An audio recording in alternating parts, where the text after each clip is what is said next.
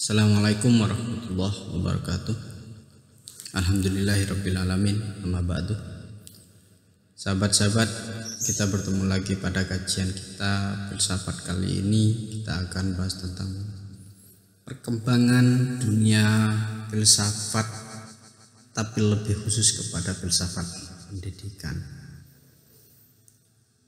Kita tahu, sahabat, bahwa ilmu pengetahuan sudah berkembang dengan luar biasa. Tapi kita juga sadar bahwa perkembangan ilmu pengetahuan, kemajuan ilmu pengetahuan itu telah menggoyahkan dasar-dasar pemikiran filsafat.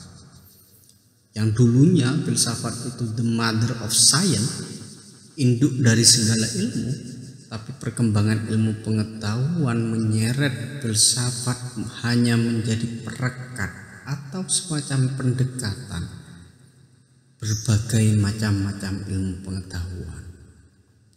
Disinilah kemudian kita bisa melihat bahwa filsafat tidak berada dalam satu tempat, tidak berada dalam satu waktu saja. Tapi filsafat selalu mengikuti perkembangan zaman, perputaran zaman, dan perubahan-perubahan yang ada, termasuk di dalam dunia pendidikan. Tapi setidaknya filsafat pada zaman Yunani dulu kita diajarkan, kita mengenal, kita dibawa oleh filsafat untuk mengenal cerita-cerita spiritual. Kita mengenal tentang persoalan-persoalan alam yang dikaitkan dengan aspek-aspek spiritualitasnya. Itulah kemudian fase ini dianggap sebagai filsafat spiritual kuno, seperti cerita-cerita Zarathustra yang terjadi pada 1200 sampai 1000 sebelum Masehi itu. Dalam kisah itu kemudian diceritakan bahwa lahirlah seorang Zarathustra dari keluarga Saputama yang lahir di tepi sungai dan ditolong oleh Ahura Mazda dalam masa pemerintahan Raja-Raja Ahmania pada saat itu. Nah, pemikiran-pemikiran spiritualitas dalam dunia filsafat yang ada pada Yunani kuno ini kemudian berkembang ke dunia timur. Dunia timur itu mana? Dunia timur itu seperti Cina, India, dan Jepang. Di Cina berkembang pemikiran-pemikiran Taoisme, Tao, dan Konfusianisme. Sedangkan di India juga berkembang pemikiran filsafat spiritualisme, Hinduisme, dan Buddhisme. Sedangkan di Jepang sendiri itu berkembang Shintoisme yang kemudian menjadi agama Shinto itu. Taoisme, Tao itu didirikan oleh Lao Tse yang lahir pada tahun 604 sebelum Masehi. Dia mengatakan bahwa makna filsafat itu adalah jalan Tuhan atau sabda Tuhan. Ini yang kemudian disebut dengan Tao, sehingga Tao ada di mana-mana, tetapi tidak berbentuk dan tidak pula diraba, tidak dapat dilihat dan tidak dapat juga didengar. Manusia harus selaras hidupnya dengan Tao. Namun di sisi yang lain kita juga harus mampu untuk menahan nafsu kita sendiri. Sedangkan di India muncul spiritualitas di dalam Hindu, Buddha itu lebih menitikberatkan pada persoalan-persoalan karma dan reinkarnasi pada waktu itu. Bahwa manusia, setiap pekerjaan manusia itu pasti memiliki balasannya. Perbuatan baik akan menghasilkan sebuah kebaikan, akan dibalas dengan kebaikan. Perbuatan jelek pun juga akan dibalas dengan kejelekan. Nah, disinilah kemudian perbuatan-perbuatan ini akan menjadi suci di saat mengalami reinkarnasi. Di saat dilahirkan kembali, dan pada saat itulah jiwa universal kita itu menjadi suci kembali. Makanya reinkarnasi itu adalah satu bentuk proses penyucian diri, untuk penyucian jiwa ya, penyucian jiwa yang dilahirkan kembali. Itu kalau dalam dunia spiritualitas Hindu Buddha. Tapi kalau dalam Shinto ini agak berbeda. Agama Shinto itu salah satu kepercayaan yang dipeluk oleh masyarakat Jepang. Sejak abad ke-19 Shinto sudah naik status menjadi agama resmi negara yang menitik beratkan pada pemujaan alam dan pemujaan leluhur. Sehingga kemudian agama Shinto kalau di Indonesia itu lebih dikenal dengan agama kebudayaan, sehingga memiliki upacara keagamaan yang sangat banyak dan beraneka ragam. Namun perjalanan spiritualitas di dalam dunia filsafat yang ada di timur itu berbeda dengan yang ada di Yunani. Di Yunani kemudian ada banyak tokoh-tokoh yang tidak puas terhadap filsafat spiritual ini, sehingga kemudian lahirlah yang dinamakan dengan materialisme, karena mereka menganggap bahwa filsafat spiritual ini tidak sesuai dengan kaidah-kaidah ilmiah, tidak sesuai dengan pengetahuan-pengetahuan ilmiah. Maka lahirlah yang kemudian disebut dengan aliran materialisme itu. Tokoh-tokoh yang dikenal pada saat itu seperti Leucippus, Demokritos, yang menyatakan bahwa kejadian alam ini adalah atom. Jadi alam semesta ini tidak terbentuk oleh dewa, tidak dibentuk oleh siapa, tapi memang kejadiannya melalui atom itu. Dan semuanya adalah materi. Di sisi yang lain, di era modern kemudian muncul yang Rendeska dengan rasionalismenya, bahwa pusat segala sesuatu, pusat segalanya itu terletak pada rasio.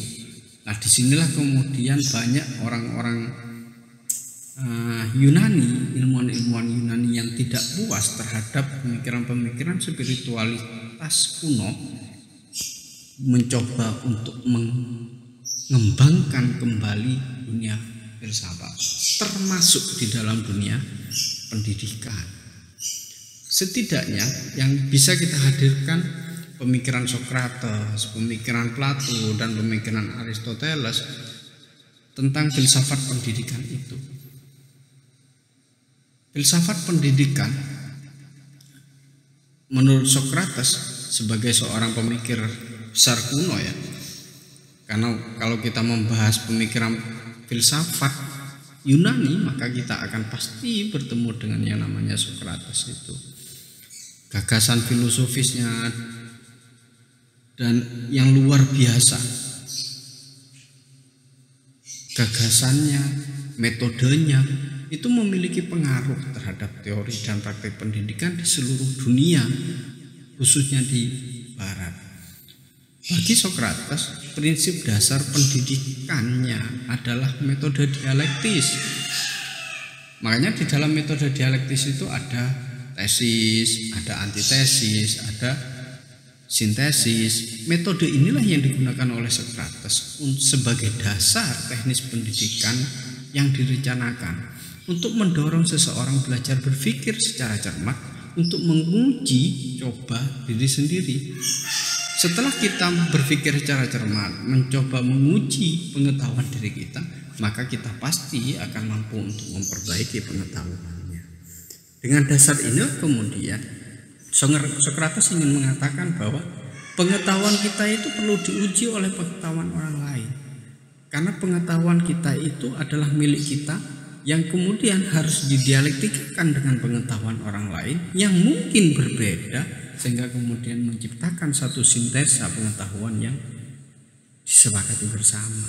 Dan inilah yang kemudian ingin ditulakan oleh Sokrates dalam dunia pendidikan. Termasuk begitu juga dengan Plato. Kalau Plato berusaha untuk mengatakan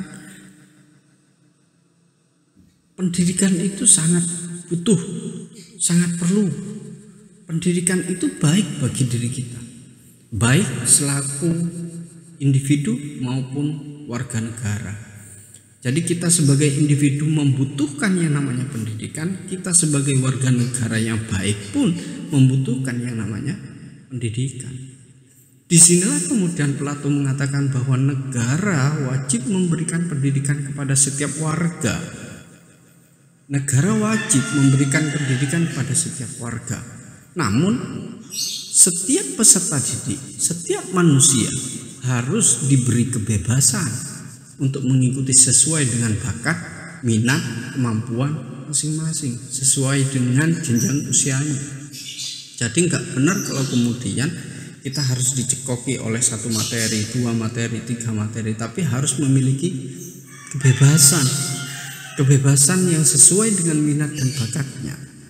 Ini yang kemudian ingin dikatakan oleh Plato bahwa manusia itu memiliki sangat bebas, memiliki kebebasan yang penuh untuk memilih dan memilah mana pendidikan yang pas, mana pendidikan yang cocok bagi kita dan bagi seusia kita. Bisa kita renungkan dalam pendidikan Indonesia, apakah kemudian memiliki kebebasan atau tidak secara individual maupun sebagai warga negara. Ini perlu perenungan sehingga kemudian menghasilkan apa yang disebut dengan metode sistem pengajaran pendidikan yang baik. Yang ketiga ada Aristoteles. Menurut Aristoteles,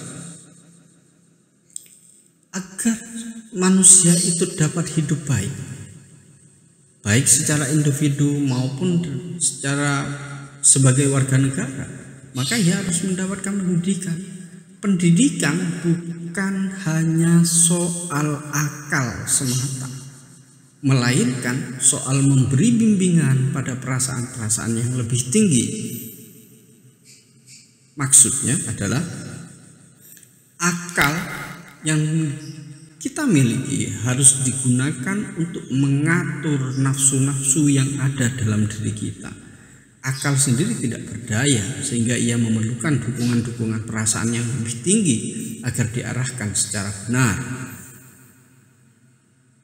Oleh karena itulah kemudian Aristoteles mengemukakan bahwa pendidikan yang baik itu memiliki tujuan untuk kebahagiaan, dan kebahagiaan tertinggi itu adalah kebahagiaan yang abadi, kebahagiaan yang mampu menenangkan hati kita.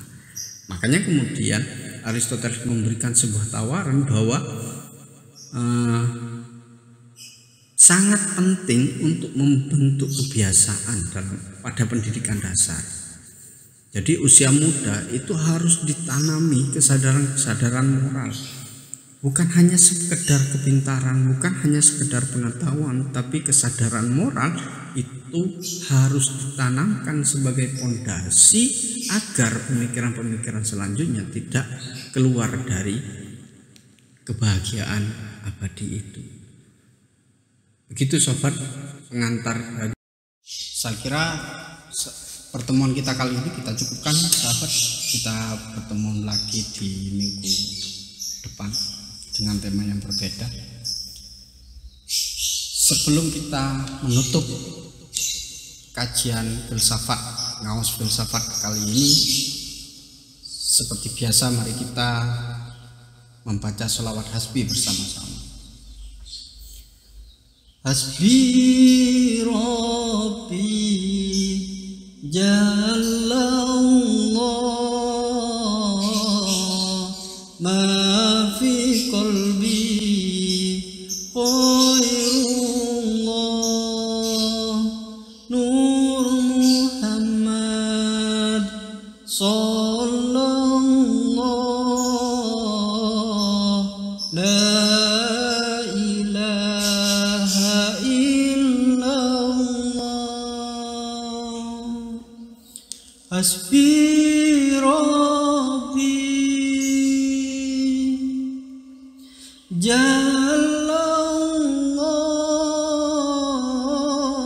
Jallallah ma fi qalbi ghairullah Nur Muhammad sallallahu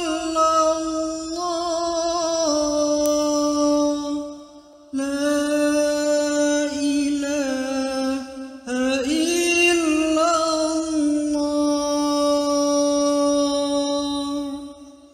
Akhirul kalam, Allahumma muwaffiq ila aqwamit thoriq. Wassalamualaikum warahmatullahi wabarakatuh.